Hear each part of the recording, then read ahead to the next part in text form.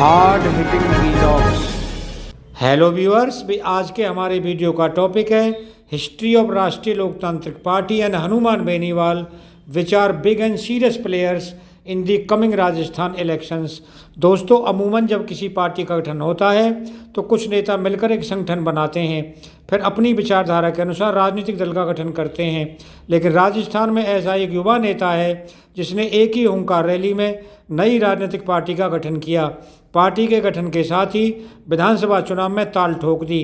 इस युवा नेतृत्व के नाम पर पहली ही बार में पार्टी ने राजस्थान की 3 विधानसभा सीटों पर जीत दर्ज की। पार्टी के गठन के अगले ही साल लोकसभा चुनाव में भी अपना परचम लहराया।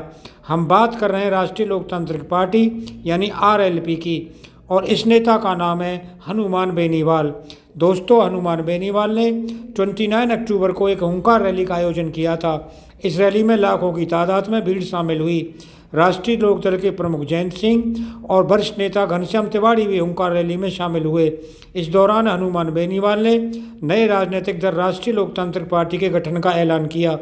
6 अक्टूबर 2018 को राजस्थान में विधानसभा चुनाव की तिथियां घोषित हो चुकी थीं।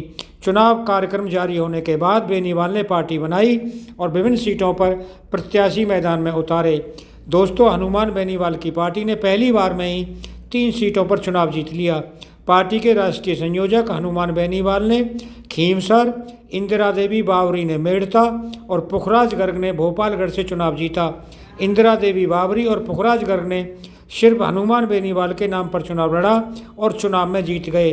हनुमान बेनीवाल 3 बार विधायक रह चुके हैं और वर्तमान में नागौर लोकसभा सीट से सांसद हैं। दोस्तों, राष्ट्रीय लोकतांत्रिक पार्टी के गठन के अगले ही साल 2019 के लोकसभा चुनाव आ गए। पार्टी के राष्ट्रीय संयोजन ने भाजपा के साथ गठबंधन किया। भाजपा ने नागौर लोकसभा सीट से कोई प्रत्याशी नहीं उतारा और राष्ट्रीय लोकतांत्रिक पार्टी के हनुमान बेनीवाल को समर्थन दिया। बेनीवाल ने चुनाव में जीत दर्ज की। हनुमान बेनीवाल के लोकसभा में जाने के बाद खींवसर विधानसभा सीट खाली हो गई। बाद में हुए उपचुनाव में खींवसर से हनुमान बेनीवाल के छोटे भाई नारायण बेनीवाल ने आरएलपी चुनाव जीता। दोस्तों, राष्ट्रीय लोकतांत्रिक पार्टी का चुनाव चिन्ह पानी की बोतल है। 2018 के विधानसभा चुनावों के दौरान भाजपा और कांग्रेस ने राष्ट्रीय लोकतांत्रिक पार्टी के चुनाव चिन्ह को लेकर काफ़ी मजाक उड़ाया था, लेकिन इस बोतल ने पहले ही चुनावों में पार्टी का दमखम दिखा दिया। 3 सीटों पर चुनाव जीतने के साथ ही कई सीटों पर दूसरे स्थान पर भी रही।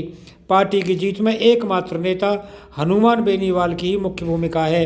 अन्य राजनीतिक दलों से आरएलपी में कोई नया चेहरा नहीं आया था। राष्ट्रीय लोकतांत्रिक पार्टी के बैनर तले हनुमान बेनीवाल पहली बार लोकसभा पहुंचे। शपथ ग्रहण के दौरान बेनीवाल ने संसद में लोक देवता तेजाजी महाराज की जय बोली थी। अपनी भाषण शैली के कारण बेनीवाल की एक अलग ही पहचान है। संसद में अपने संबोधन के दौरान बेनीवाल हमेशा चर्चाओं में रहे हैं।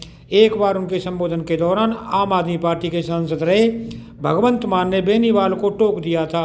इसके बाद बेनीवाल द्वारा दिया गया जवाब मीडिया की सुर्खियां बन गया था।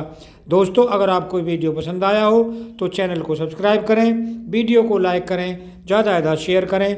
आप लोगों का बहुत बहुत धन्यवाद। Thank you very much.